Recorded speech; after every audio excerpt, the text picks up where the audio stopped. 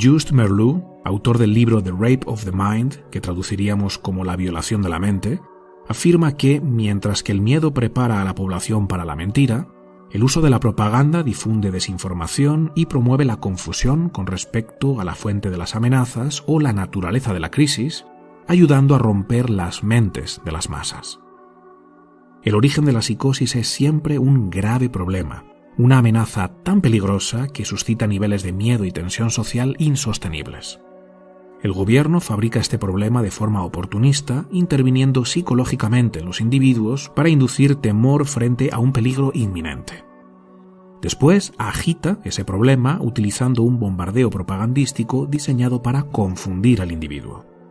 Los medios de comunicación usados por el poder ofrecen información falsa, contradictoria o sin sentido, que lleva a un estado de confusión porque el individuo no puede abordarla de una manera racional y adaptativa, lo cual aumenta la susceptibilidad al miedo y la indignación.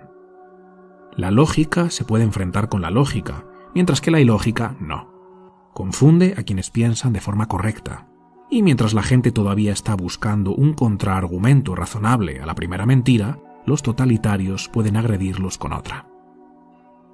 Además, la forma de presentar esta información es muy particular. Merleau lo llama ondas de terror. Se trata de etapas donde la tensión aumenta exponencialmente, seguidas de pequeños periodos de calma, lo que poco a poco va destruyendo la moral del individuo. En el momento de máxima tensión y confusión, el poder presenta la solución a ese terrible peligro y la posiciona como única alternativa. Es esto o nada.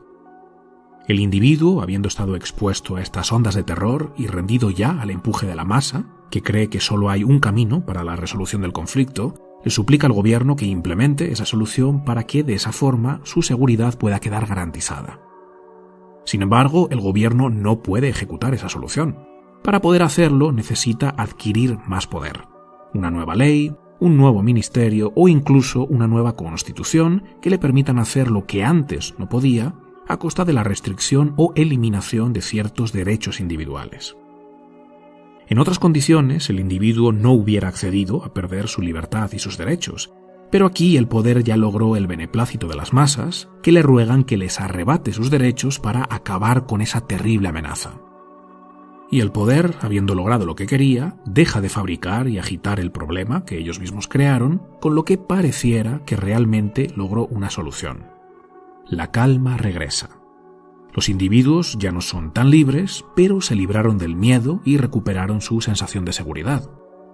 El coste en forma de pérdidas de derechos y libertades individuales fue elevado, pero la masa lo celebra. Misión cumplida.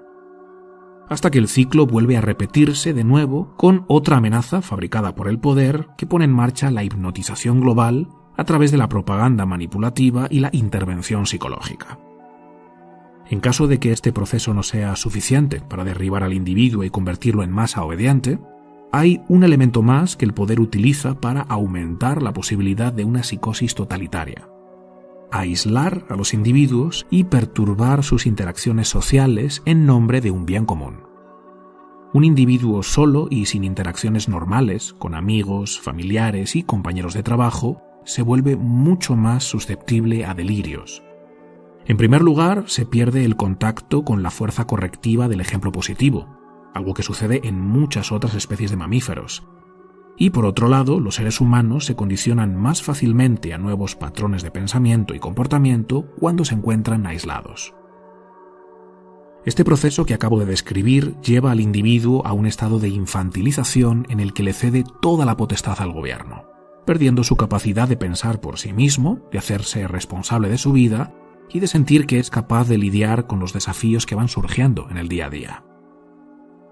Carl Jung decía que cuando los individuos pierden su individualidad, pierden también su categoría intelectual y moral. Se conectan inconscientemente con un nivel inferior donde rigen la irresponsabilidad, el victimismo, la insensatez, el tribalismo y el infantilismo.